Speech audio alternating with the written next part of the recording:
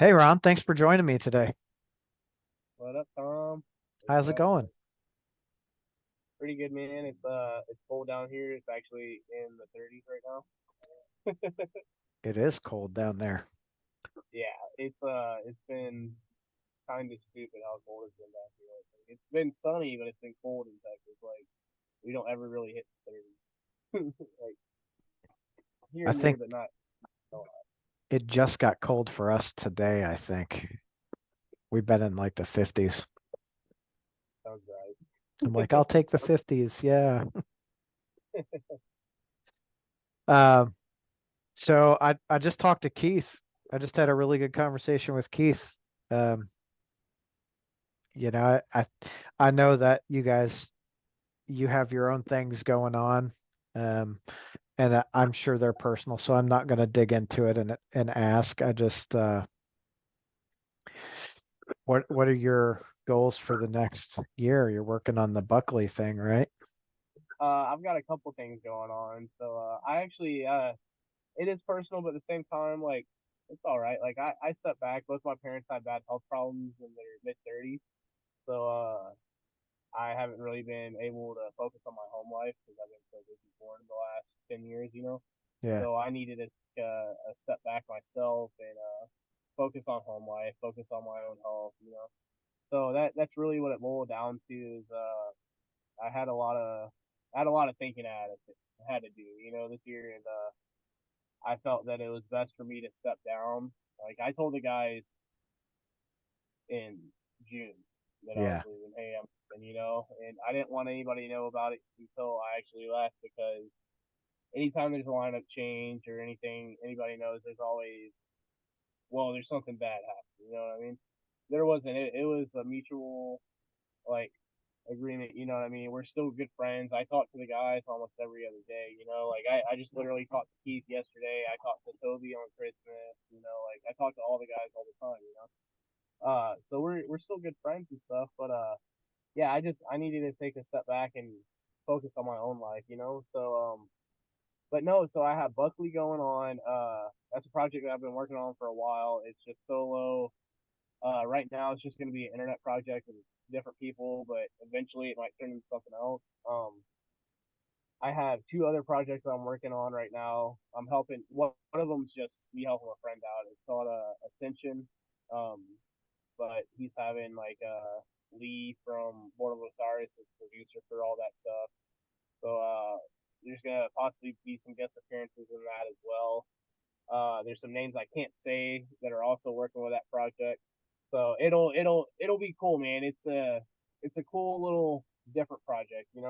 Yeah. Um, I do have something else that I'm working on that will be a live project. Um, I'm going to be doing vocals for it. I'm actually going to be switching from bass to doing vocals for it. Cool. But it's gonna be like a hardcore band. It's gonna be hardcore beatdowns, real in your face, just real aggressive, nasty. It's gonna be called Inducing Fear. Okay. So that's something I'm putting together right now. It's got members from all kinds of different stuff from down here. Right now we have me. I have the old drummer from Supremacies coming back, which was my drummer from the band that I played in beforehand. Uh, the vocalist. He's one of my good friends, but there's a vocalist for a band called Scavenger that is down here that everybody really loves. He's actually going to be coming to play guitar for me. So just a lot of heavy influences from down here in the Houston area that are going to be involved with this project. So and that project with Inducing Fear, it's going to be a very in your face, no holds barred type of event. You're gonna go to a Inducing Fear show and you're gonna leave completely different than when you came. Right It's on. gonna fuck your mind up. That's Well, I mean, I think that's why people go to live shows, right? They want to go and they want something to change something about them. exactly that we all got into music, man, for different reasons. Like, but for heavy music, man, at the end of the day, like, let's be honest, like we're happy people, but are we all happy people inside? Like, there's a reason why we listen to heavy music. You know what I mean? There's a aggression that we need to get out. Well, And with that music, even if it's anywhere from death metal to hardcore to even like hard techno, know, Yeah. just that expression, able to get that out is a big step for people, man. That's the whole reason I do this. I've had a very hard life, and if I didn't have aggressive music to take it out of, I'd probably be in a worse spot than I am now. To be truthful, you know. Well, they say that there was an article that came out with a study about people who listen to, heavier music, specifically like death metal, just heavy metal in general, right? They said those folks are generally happier than people who listen to any other style of music, which, the ability to get it out is, I think, what a lot of people are missing, which is part of the, mental health challenges that we face in the world today. Exactly, man. I think like there's a lot of people that are pissed. And you know what? You should be pissed. Like there's a we're taught brought up and we're so sugar coated in society in the world today that you have to be so loving, you have to be so kind, you have to do this, you have to do that. There's still hatred, there's still aggression. You know what I mean? It's gonna come. We're human, And at the end of the day, if we ignore it up to a point that you're not gonna be able to take it anymore, and that's we have music. Why not take it out with that? Like it's helped me a lot throughout my life. My brother's in prison. Both my parents are passed, and then I have another brother that's passed as well. And I was homeless growing up and different shit like that. And the main thing that's always helped me keep going through all that shit was aggressive music. Yeah. It's all in there for me, and that's the whole reason I tour, man, was for kids like me. Like when I was growing up, they didn't have a place to go. That one show they go to, maybe what changes for the rest of their life that helps them progress in life where they need to be. Well, good for you, dude. Like that's awesome. We need more people who are going to be out and want to help people, especially the younger generation, you Yeah, know, absolutely. or Like we're such a misguided generation. Not even generation, but like society. Like we have so much shit put in front of our faces to cover up other things, but underneath there's still the bone, there's still the meat. You know what I mean? Underneath the skin, and someday it's got to be taken care of. yeah. Well, and I think kids, I'm going to go back a little bit, right? Like my generation, I'm a little bit older. I'm pushing 50 at this point. My generation, we kind of grew up with both parents working. I think we were like the first generation where both parents actually went to work and were doing all that stuff. So we were kind of left to our own devices. And for me, heavy music was that's what I looked for. I want to be that. I want to do that. And I started playing music, and then what I really learned was, as much as I liked playing music, I really was just inspired more by them and what they were doing and where they came from than, I like, can I play guitar? I guess a little bit. But I I really like the aspect of just having someone that was like, parents have passed, right? Siblings have passed, and they're, so people they know are in jail or what have you. And they're not in that same, I'm not going to prison. I'm not in and out of jail. I'm not ODing, things like that. It's just too much. Yeah, it is, man. Like life is hard. Like I've learned that since I was born. Like I was born in a hospital with crack babies, man. I was literally the only full size baby that was born there. And like I've had a hard life, but I smile every single day. You know why? Because I woke up. And if I get pissed off that day, I always know I can put something on that's gonna help me calm down. That's gonna help me get through it. And that's like what I feel like I aspire to try and do. You know what I mean? Like I want other people. So yeah, it might be shitty right now. You know what I mean? But later on, everything's gonna be okay. And I think there's a lot of misguidance now. You know what I mean? Like you should be pissed about your stuff. You know what I mean? But at the same day, like let's take that aggression, like you said, and turn it into something positive. I could sit here and go on and just be a piece of shit essentially. You know what I mean? Right. But that's not who I am. That's not how I was brought up. And from being, I guess, an underdog for so long and all the different shit, told you was gonna make it, do this, that, you know what I mean? Music's always been there for me. You know, music's always been there for me. And at the end of the day, I know the brotherhood and the community that's involved with it is gonna be there for me either way, and that's enough, you know. And I really feel like everybody should stay pissed though. At the same time, you know, Yeah. like don't always be so happy about it or anything. Like be happy, you know what I mean? I guess it's a double edged sword. Like you need to be happy, but at the same time, stay pissed about stuff, you know. Because if you don't stay pissed at the same time, nothing's gonna change. That's the I truth. that's kind of what I've learned. You know what I mean? It's not always like war is never the solution, but anger and perseverance, and I feel like a little bit of like being pissed off goes a long way. You know, like it sends a message of where what's happening. Okay, I need this to be fixed, or I need this to be done in my life. You know, and I feel like yeah, we have one life, but everybody settles for it. Let's stop settling, man. We have fucking dreams. Let's reach those dreams. You know, Yeah. like Well, we're here, reach for. we're here for such a short amount of time, and there are things that um I think a lot of people again, going back to when I grew up, it was you were raised, you grew up, you went to college, you got married, you bought a house, you had kids. Well, that's not necessarily the life for everyone, right? And Yeah, it's okay to have a different life. I'm thankful for my wife because I go to a lot of concerts and she's like, go, and I get to meet people like you and Keith and the guys from Battlecross and yeah, so many others um, because of that community. That is where that's where I do not feel alone. right.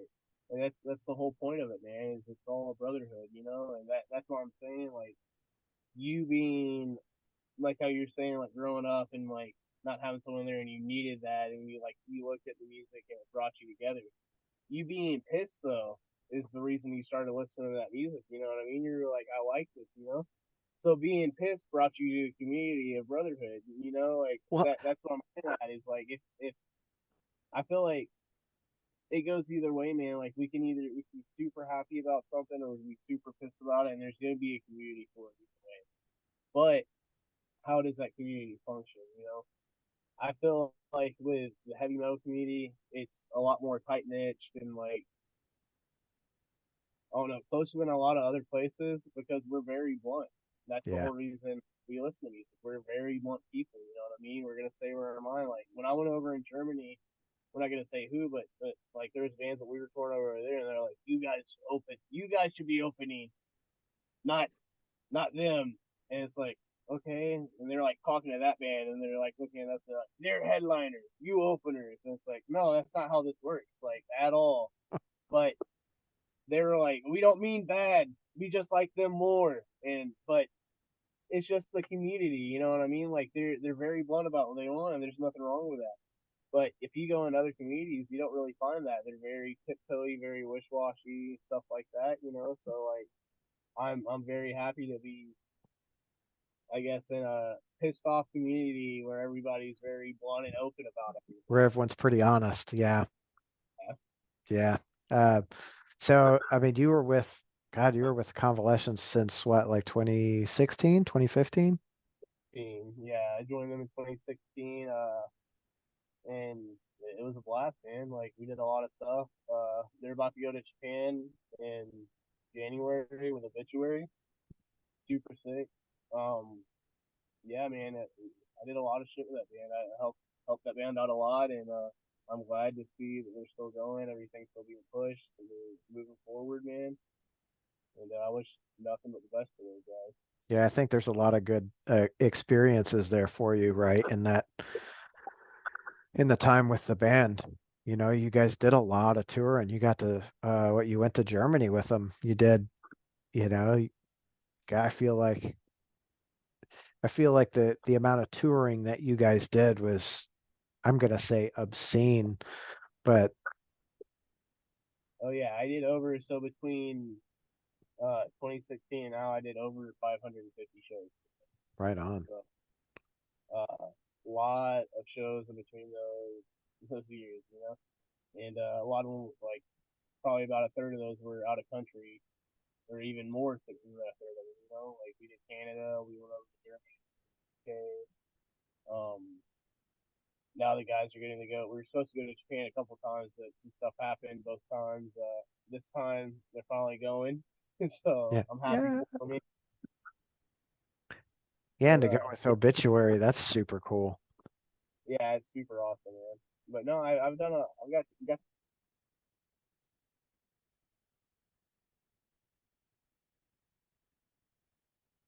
Yep, I lost you. Sorry, someone called me. Okay. I was like, you're it muted. I just messaged him and told him I forgot. You're still good though. I can still hear you. Okay. So I'm sure your wife enjoys you being home more now, huh? Oh yeah. Uh, she's been enjoying it a lot. I actually just bought her a new car, I so saw. she shit out of that. But yeah, she's been enjoying the hell out of me being home, man. Right on. It's actually been quite different just being home in general because I'm used to being out so long, you know, or being ready to go back out. So Constant that, like you get home and you're like, okay, I got 2 weeks and then I'm gone again. yeah, it was like back and forth. Like I'd be home for a little bit, and then I would be home for like a month maybe, and then you're gone for another month, and then you're home for like 2 weeks, and then you're back out for another month and a half, you know. Or you'll be out for 2 weeks, come home for 3 days, go back out for a month, you know. Like it was always back and forth. It was never just during the holidays. It would slow down a little bit, you know, but still you're only home 2 or 3 months, and it's usually like at that time to do anything. So you're just kicking it at home, just hanging out, you know. Yeah. Yeah, you don't really have time to do anything. Like, hurry up, go. Okay, I'm on my way. Like, Yeah, for sure.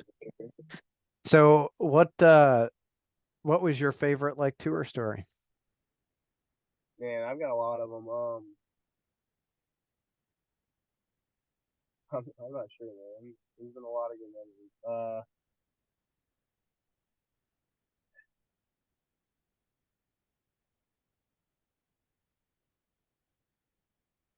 There's a lot, man. I'm trying to think of. I'm trying to just pinpoint one. You know. Sure. Man.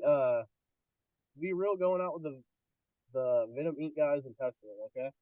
So this is probably my favorite tour memory. Is we were out with. It wasn't with Venom Inc. I'm sorry. It was Testament Stuff Tour in Prague. We were in fucking Disney. We were at Disney in Orlando. House of Blues. It's the House of Blues right in front of Disney. Like it's on the lake and everything. Like you can take a little boat over to the Disneyland or whatever world or the fuck it is, Disney something. Yeah. You know. Well, we get there and we load in and we're the first of all the package. You know. Well, the show's run late that day because load in took a little longer than usual and set up and soundtrack. Usually happen, you know, especially like in the first like week or two of the tour. So we were like on the first like we were on the first 2 weeks I think of that. So it was like probably about 3 or 4 days into the trip, maybe five. And we get there and we load in. And we're sitting there waiting, you know. And it's like, fuck, man, are we gonna be able to like go on time, you know? And like, well, doors are pushed back. All right, so he'll be all right, man. And doors open and there's nobody in there. Like, oh, this is gonna suck. It's like I don't know if you've ever been to House of Blues, but they're big venues. Like they're gigantic, and this one was a pretty big fucking venue, you know. So it's at least like a 2 to 3 thousand cap venue. Easy. Okay. So we're sitting in there, and they pull curtains because they're like, well, you guys aren't ready to go. You're expecting to be cut about 5 minutes. Like, that's sick. So what songs are we cutting? So we're talking and we're looking at each other, and they're like, all right, you guys are on. So like, fuck, all right. So they had the curtains closed on us because they were still setting up and everything. The intro starts for us, and they pull the curtains, and I turn around, and the whole place is packed floor to bottom, dude. Like I'm talking elbows to assholes in here. You can't get Right any more on. people in the place. And this was in like 15 minutes. And I'm like, this is nuts, you know? And we played one of the craziest sets I've ever played in my life. Like for me, it was just amazing because like you go on there and you expected like no one to be there, like especially like turning around. Like we played a lot of shows where it's like, okay, there's two people, we're still gonna throw down, you know, we're gonna play, but there's like no one there when they close curtains, you know, and doors are open. They've been open for like 10 minutes now. We're like, okay, there's no one coming, and we didn't see a line outside or anything. And the next thing we know, it's just packed, like full house, man, and it just raged from the beginning of our set to the end. And then throughout every band that night, dude, Prong they went off, Sepultura they went off, and Testament went off. It was just really cool, man. And then everybody on that package, we were so different, you know. Like we're a deathcore band, it's thrash metal, and Prong's like their own category. I don't even know how to Yeah. categorize that. They're sick as hell, you know. Tommy was super cool. Mike, there was a guy named Mike playing bass at the time. He was super cool. And then they had Art, who's playing for Lamb of God now. Hmm. He was the drummer for Plague. He was playing for Prong. He was super cool, you know. Everybody on that tour treated us like royalty. Um, Tiffany, Chuck Billy's wife, she would like come over and drop pizzas off at the bus and yell at us about how nasty our bus was. So it was like having a tour mom, you know. Oh yeah. It was awesome, man. I saw that tour. I didn't see you guys on it. I caught that tour in Cincinnati, at Bogarts. Took my daughter to it, and we that's Kling was doing sound for Sepultura at the Yeah, time. yeah, that's when we first met him. Was on that tour, man. He's been a good friend of ours since then, man. I still talk to him every once in a while now. Yeah. I know they have a badass tour coming up. I think in February. I can't remember who it's with. I just saw the flyer, but Oh, it's I with think Vader and Origin. yeah, Vader and Origin. It's gonna be sick. Yeah. Yeah, I'm super stoked for that. I've not seen Inhuman Condition yet, and I really love them in that style. Yeah, So I think I was talking to a buddy of mine about making a trip up to Detroit to catch it because I mean that's Detroit's kind of my hometown. So yeah, for sure, man. I mean, I would take the road trip. I think it's gonna be worth it. They're coming to Houston. I know I'm definitely gonna go to Houston, mate. So right on. Yeah, that I think that whole bill will be really, really good. I've not seen Vader or Origin either, so I'm pretty stoked about that. yeah, for sure, man. Oh yeah. Does your wife go to a lot of shows with you? No, my wife's actually really not into metal that much. She likes Hypervel and stuff like that. Like she likes metal, but it's a completely different style. Like she likes I guess like the lighter metalcore, the metalcore side. You know, like the heaviest thing she listens to is like Crown the Empire. You know, Crown the Empire and Hypervel and stuff like that. You know, but we go to a lot of different shows. Like we'll go to like Ice Nine Kills and stuff like that. They're sick live. If you've never seen them live, they're one of the best live shows I've ever seen. To be honest, Oh, right hands on. down, amazing. It was straight amazing. And the last time I saw them, they had Doc Cole playing guitar for them, so it was even sick. But yeah, we go to a lot of shows like that. And then Blink, you know, we're both really big into pop punk. So Okay. I God, I had a little pop punk phase. It was probably late 90s. There was a band called Limp that was signed to Fat Records that I mean I really dug them a lot. They were yeah, good and they had a great little show. We had a little show in Tennessee with them. no, Yeah, that's pretty fun. Um it's funny, all this heavy stuff and then pop punk. Like yeah, just funny. It's good at least your wife is into metal. Mine is she's a hippie, you yeah. know. a lot of Grateful Dead and Dave Matthews, and I'm like, okay. When you get in, if you're riding in my car, we're listening to something heavier. I can't listen to that. Right? Yeah, she listens to it's metalcore, pop punk, and country. Okay. Wow. A lot of free and metal. It's weird. It's weird mix, but it Yeah, works. it works. You know, it's she actually, so my wife likes going to shows because she likes to see how I react with or interact with the bands. You know, she, one of the first shows that she took me to, one of the first heavier shows she took me to was what did we go to? We went to Mayhem in Chicago. It was like Motorhead and Slayer, As I Lay Dying, Slipknot, Anthrax, Whitechapel. Like the bill was stacked, and Slayer hit it. And I love Slayer. I'm such a huge Slayer fan. She Yeah. I sang word for word the whole set, and I'm screaming, and she's just like, "Oh my God, I've never seen you like that."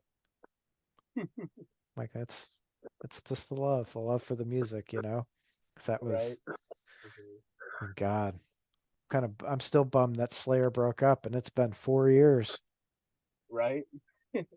Well, maybe they'll eventually do something. I know Kerry King's doing something, so I'm sure it will be pretty much Slayer, but Kerry King. Yeah, I think you're right. It's what are they? I think they're going to debut at whatever the festival is in Daytona.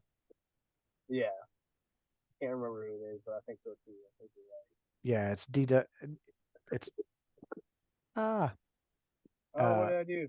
you turned off your camera. Oh no. Danny Weimer presents. That dude does uh what does he Bunch do? of stuff.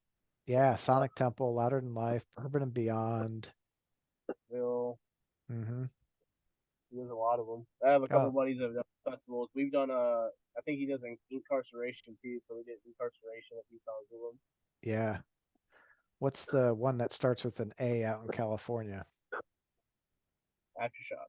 Yep, he does that one too. Yeah, Welcome to Rockville. That's the Daytona one.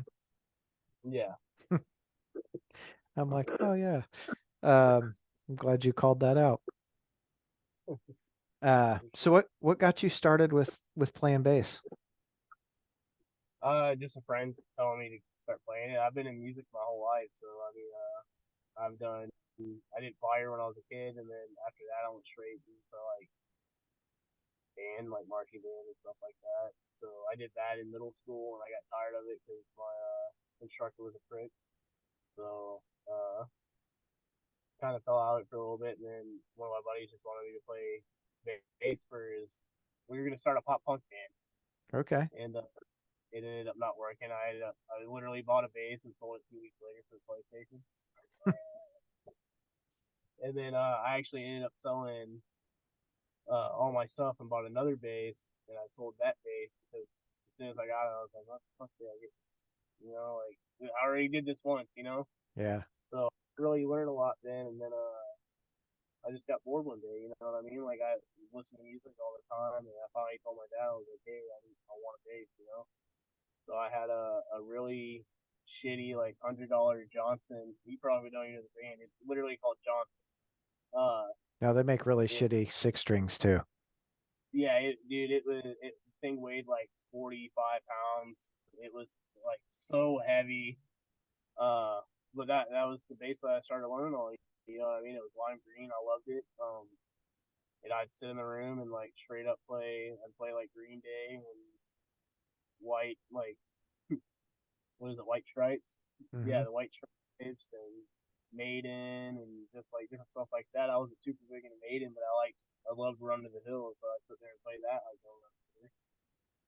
And then for a while I don't know, I just played in my room for a long time and decided, hey, I'm gonna play in a band. You know, all my buddies were playing in bands when I was around, and uh, just started down here playing in like little bands, and it was funny because I'd always get kicked out of a band from down here.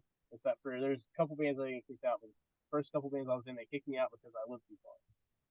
every time. And I thought it was funny because like I eventually joined a band that I was all the way in Ohio, living down here in Texas, you know. But a lot of stuff like it was just funny because I started doing that, and I played in a lot of bands down here. And Supremacy, it was funny. We played with Sepultura. We opened for them on the patio, and everybody like kind of shit on us at that show. You know what I mean? Like they gave us a bunch of shit, and then it was funny because 2 years later, 2 3 years later, I was on tour with them, opening for every day in the country. You know, Yeah. so it's It's just kind of a funny how the big fuck you. Like yeah, you got like I had a lot of people doubt me in the scene to be real. You know, like they never said it to my face, but I would always hear about it. You know, and at the end of the day, I decided that I didn't want to be in the scene down here at that time because it was there was a unity in the scene I was in because I was going to the hardcore scene down here. There was a unity, but at the same time, there was a very ununity. I don't know how to describe it. Like there was, there were some elitists. and someone would be talking shit about someone else. So you go over here and they'd be talking shit about this, or you know. And I'm not for all that. I'm just trying to fucking play music, man. Right. Like all I'm here for. I'm here to play some fucking music and like get it over with. I'm not here to listen to you fucking cry about so and so Well, didn't show up to your I or this. I think a lot of people, something that I hear a lot and see a lot, something that I actually believe is like when someone's talking shit about someone else, it's because they're jealous. They're Yeah, jealous of what they're doing, whatever it might be. It could be, it's yeah, either that or they're just like they become like such a bridge for that person that as soon as they mention their name, it's like, oh, fuck this, you know, like, and I was like that for with a couple people, but like those motherfuckers deserved it, you know. yeah, But time the shit's like petty, like, oh man, like I didn't fucking so and so didn't show up to practice last week, so we're gonna have to fucking quit this whole fucking band. Everybody's fucking fired, you know, and it's like, well, if so and so's not working out, let's get rid of him and replace him, or find someone who tell him. will. And it would instead of being that, it would be a very behind your back, and then coming to the person after with the problem, like, hey, you're out.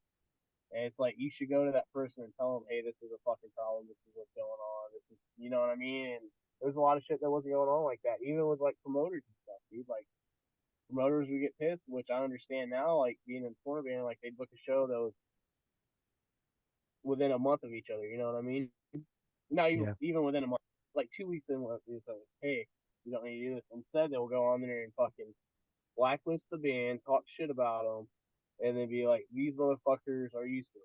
And it's like, well, they booked the show, and you know they're a new band. They probably don't fucking know that. Let's give them some game and help run it up, you know, right. instead of fucking blacklisting the motherfuckers. Like they need to learn, you know. Yeah, Uh, so like at that time, like just kind of stepped away. But yeah, no, the I guess I got kind of off subject. But yeah, the whole reason I just started playing bass was just because I saw everybody else. I thought it was gonna be an easy instrument to play, you know, man, like that, and then everybody else played guitar, you know.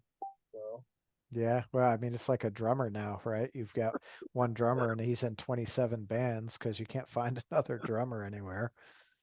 right, for That way sure, man, that would be the thing. Pick up the drums just so you can be in every band ever. right. Um, what were some of your influences growing up? I mean, Paul Gray for sure. Greg Weeks from the Red Chord was like a big influence of mine. I really like Bootsy Collins. Uh, just a lot of different bass players, man. Mudvayne, like I can't think of his name. I can't ever say his name right. It's like starts with an M. Ryan something Martini, I think is what it is. Ryan Okay. Martini. He's sick, dude. He's super sick. I don't know. I was like real big into like the new metal growing up a lot of the time. So like I went for a lot of influences like that. Like I like fucking Philly a lot to be real. Like a Yeah. lot of people shit Philly, but I like Philly, dude. I love the clank clank. I ran into him at a Bring Me the Horizon show down in Nashville. Yeah, Yeah, it was. I'll tell you, Bring Me the Horizon and Fever 333, and dude, Fever puts on such a They're high sick, man. energy show. They're super sick. It was great.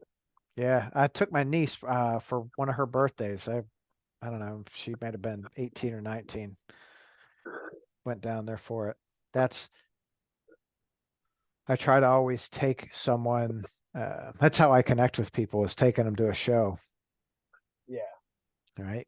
Some unit for for me, it's like mental health is focused around community and having that connection. So like music is the thing that always brings it out. So a friend of mine, I don't know, maybe a year ago was like, if you like someone, you invite them to a show, don't you? I'm like, absolutely, because I want them to come out. I want them to have a good time. I want them to meet some of the other people that I know that they wouldn't normally interact with. And, right, for sure, man.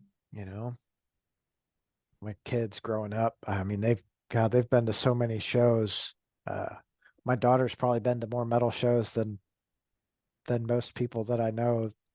It's hilarious. Yeah. Uh, so how long have you and your wife been married? We've been married for going on 5 years in January. We've been together for almost 10 and 8. Right on. How'd you meet? Through her sister. Okay. I was friends with her sister and her brother-in-law through high school. So me and her have known each other since we were like, she was 13, I was 15. So, Right on. Go for the younger ladies. right.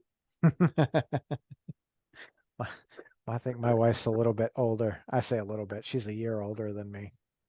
You guys do. She's like, I'm robbing the cradle. I'm like, oh yeah, you are. Weirdos. Um, what was the first show that you went to? 6 feet under. Oh, okay. Yeah. It was when Barnes was still, I'm not going to say he's bad now, but it was when he was better. Yes, that's fair. So, it was like when they were doing 13, they were doing the 13 album. So. Okay. That was I've not seen 6 Feet Under. They obviously don't tour the US too much. They have Lord Marcos, their drummer. They have Jack Owens for guitar now. Then I can't remember who's playing. It's just something's playing guitar or bass for him, but he's a sick bass player too. Right on. So he like all sick instruments like and musicians playing for him. Yeah, I like to see when a group of solid musicians come together because the music just like hits that glass ceiling, right, and explodes that, and then seeing the show is always blows my mind. It's one of the things I really loved about, Battlecross. Those guys were Yeah, so talented. absolutely. They're sick, man. Good Yeah. people. I know. I wish they'd I want them to get off their indefinite hiatus and make it happen again. Right? Uh, so you're gonna take some time. You're gonna, hang out with the wife and start your projects there at home. Is your health in good order? Yeah. As far as now, everything's good. I haven't went to the doctor, but I've been feeling better, honestly. I'm planning on going to the doctor in January, so I'm gonna start getting everything taken care of, make sure I'm good. But as of right now, I'm all right, man. Like even leaving the band, I was fine. I know if I don't take care of it, what's up, you know. Yeah. All like both my parents, like I said, they had bad health problems. They both passed. My brother that passed had bad health problems, you know. So it's just stuff that I know I need to take care of before I get there. If I don't, I mean, uh, my brother, he was 32 when he passed. I just turned 33 this year. 32 when he passed, and he passed from seizures due to diabetes. You Okay. know, so just real shit that's hitting home. You know, my dad passed away from internal problems. He had a lot of heart problems himself. He had a fucking metal valve inside of his heart that he got put in there when he was 45. You know, my mom had multiple uh, what was it, stents put in her, and then from the stents she started having strokes because she was still getting blood clots and stuff like that. She was in diabetic comas, you know. So like my family, diabetes is like a big thing in my family for my genes, you know. And I don't have it yet, thank God. But if I don't take care of myself, I could have it soon, you know. Yeah. Or you know, I can still get it, but at the same time, if I'm on the road, I'm not really paying attention to it. And, that's a big thing for me, you know. I don't want to wake up or not wake up one day while I was on it, you know. And I felt like if I didn't step back right now, I push that band over everything, you know. I keep pushing forward, and I want to actually focus on myself, you know. Yeah. So, just taking, like you said, like some time off, make sure everything's good, and go from there. Well, good for you for putting your health over, over the other things, because we often step back and step away and don't look at our health and go, okay, I really need to do these things. Um, Yeah, it's all too much. My wife just last year probably was diagnosed with diabetes, and now she's like got everything in order, and she feels good. She treats me great. So I'm like, yeah, like I'll be the one that leaves this world before she does, I hope. yeah. I wouldn't make it much without her. Um, you got any concerts coming up? Nothing right now. Kind of hanging back at the moment, so Okay. um, just riding and that's about it. Riding and trying to get everything done for it. Hopefully I'll have the Buckley album done by summer, or EP is what I'm hoping for, and then do some clear stuff. All that stuff's being written right now. Same thing with my buddy's project with Ascension that I'm helping him with. Um, yeah, everything's just all in the studio right now. Everything's just getting tracked and done. Yeah. Right on. Well, I'm looking forward to hearing it. I know you've got things to do this evening. I greatly appreciate you taking the time to talk with me. It's called "And Now the Band" is the is the podcast name. The band. Yep. Uh, so I'll let you get back to it, dude.